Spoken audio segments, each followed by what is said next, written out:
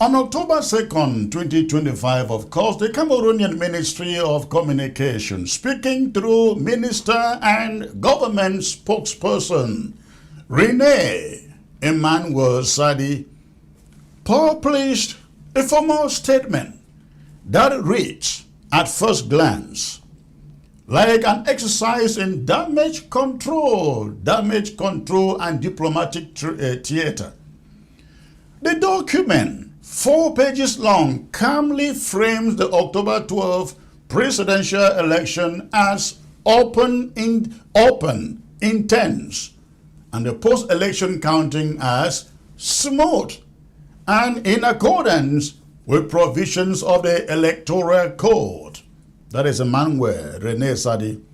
Apparently referring to Issa Chiroma, it denounces the opposition's hasty proclamation of victory and then condemns calls for insurrection and employs foreign diplomatic missions in Yaounde to be objective and avoid partisan stances while congratulating the declared winner, Paul Biya. The tone is measured. The intention is unmistakable to normalize and internationalize a contested result and to mute external scrutiny. That's the intent of that statement. Taking again the reality of the weeks since the ballot, a reality characterized by rival declarations of victory, mass protests, coercive policing, reports of killings and detention, and an opposition leader forced to flee or go into hiding. The Ministry of Communication statement reads less like sober governance and more like an alibi written for history. Independent reporting and human rights organizations document a far messier, far more violent and contested post-electoral landscape than the ministry admits.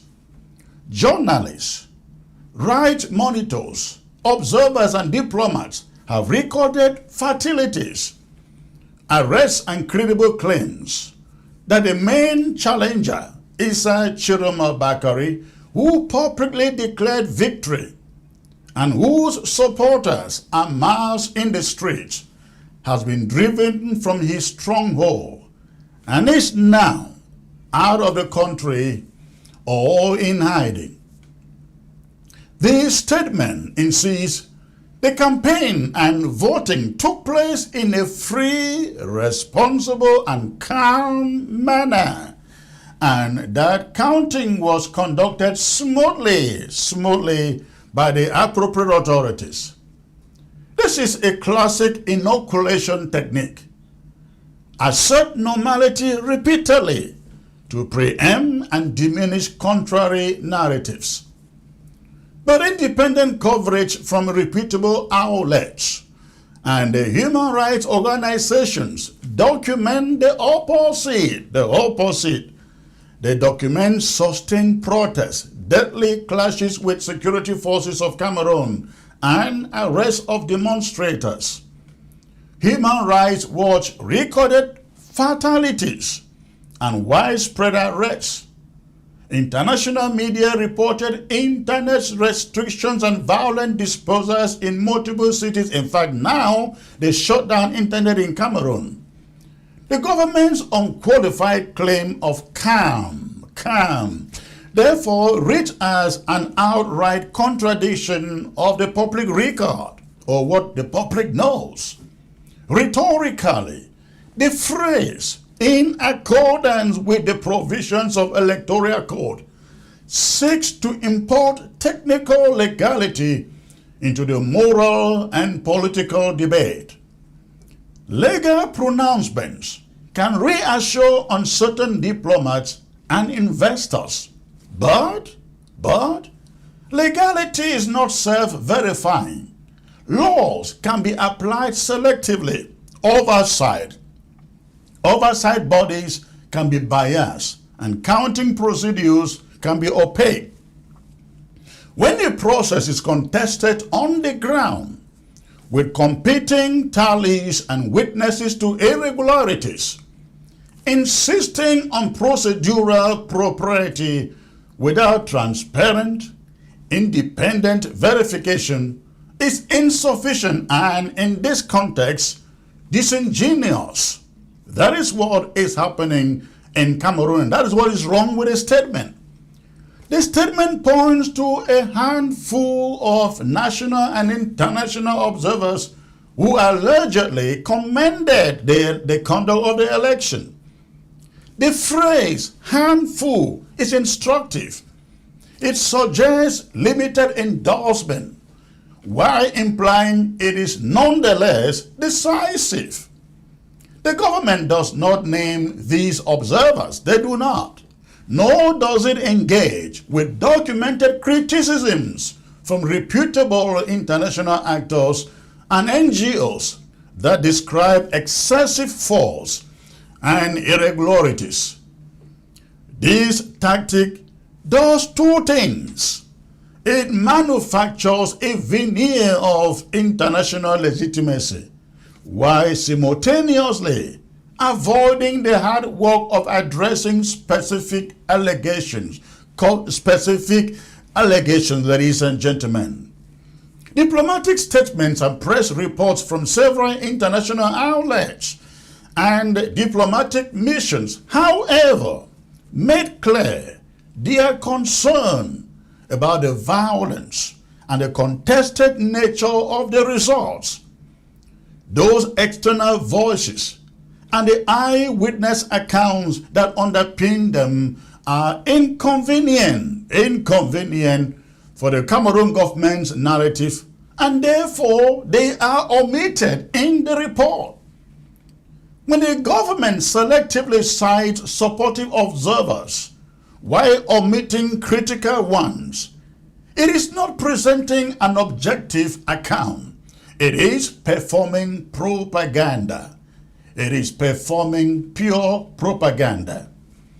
A striking feature of the statement is a rapid slide from calling the opposition declaration hasty to equating protests and ghost towns with insurrection, punishable, they say, by lengthy imprisonment under the penal code. The statement quotes section 116 and warns that those responsible have been arrested and that suspects are being investigated. There is an unmistakable strategy here that they are trying to enforce to reclassify political protests from rival claimants asserting electoral victory to mass civic dissent over alleged fraud as criminal conduct. This is not mere legalism. It is a deterrent message aimed at citizens, organizers, and foreign observers. That's what Cameroon is trying to do. Labeling resistance as insurrection serves at least three purposes. Number one, domestically, it stigmatizes protest and deters participation through fear of prosecution. Institutionally, it enables the use of heavy-handed security responses under the mantle of law enforcement. And internationally, it frames dissent as a security problem rather than a political grievance, a framing designed to reduce the appetite among foreign missions, among diplomats, to press for investigations or mediation. But when the state resorts to criminal law to silence electoral contestation, it is an index of political crisis, not of restoration of order. Independent reporting of disappropriate falls and fatalities suggests the punitive framing is not merely defensive, it is repressive.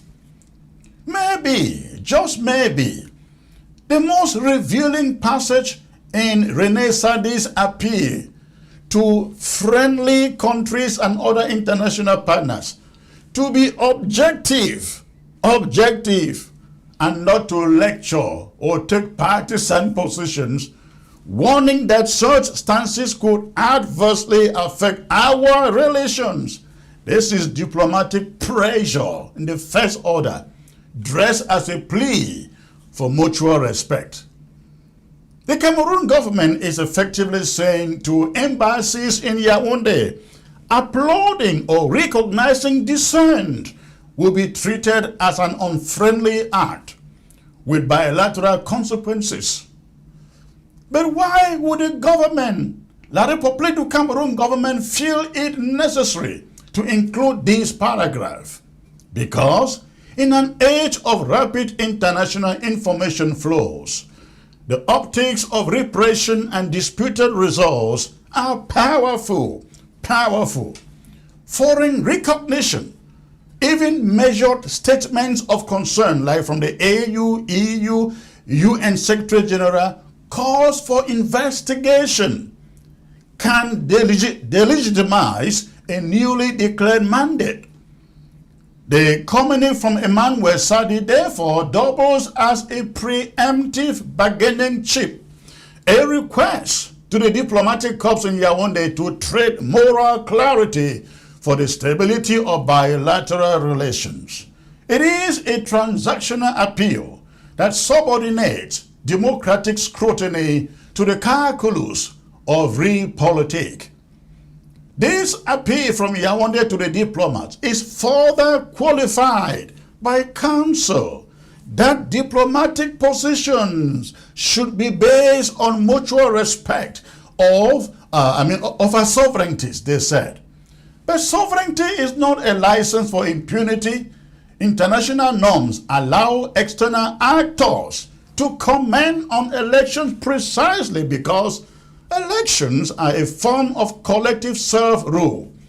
When the integrity of that process, election process, is in doubt, silence from diplomatic missions is tantamount to enabling the violation.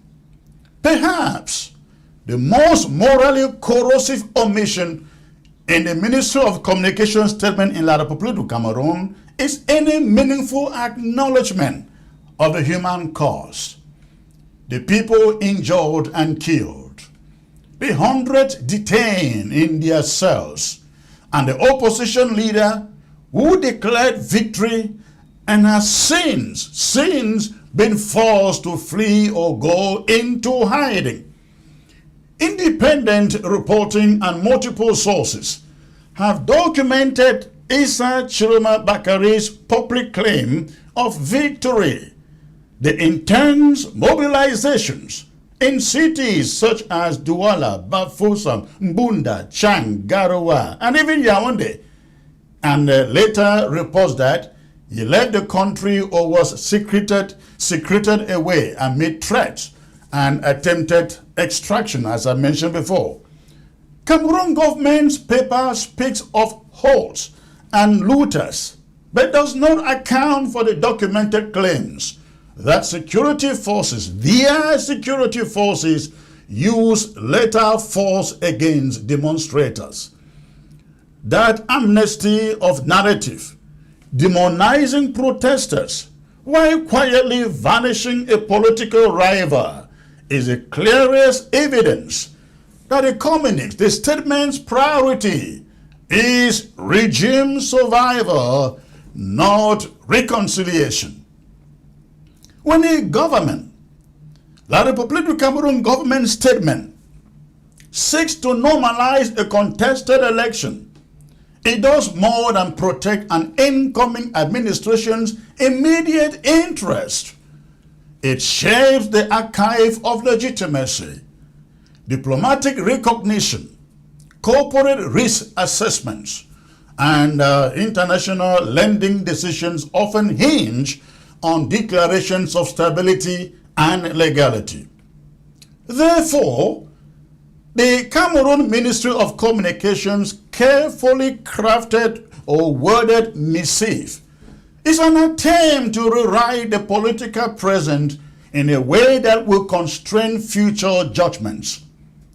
This was an orderly election. Dissenters are criminals. Life should now return to business as usual, so they want. But normalization, in the absence of accountability, is the worst kind of amnesia. It announces that the state will not investigate credible allegations. It announces that victims will be unheard and that the electoral grievance will calcify into resentment. The long-term effects are predictable.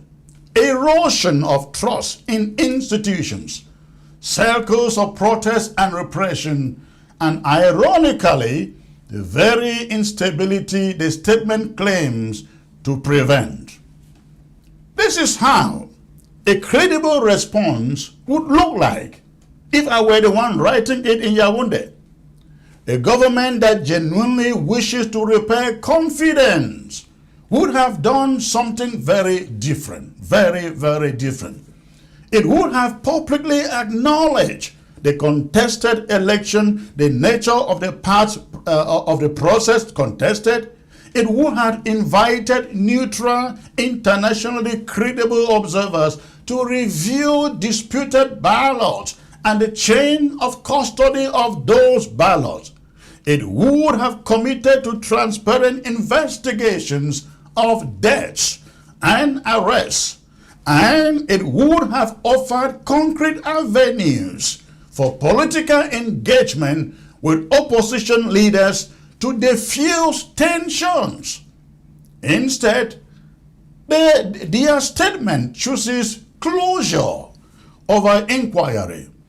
It chooses criminalization over dialogue and diplomatic appeals over democratic accountability.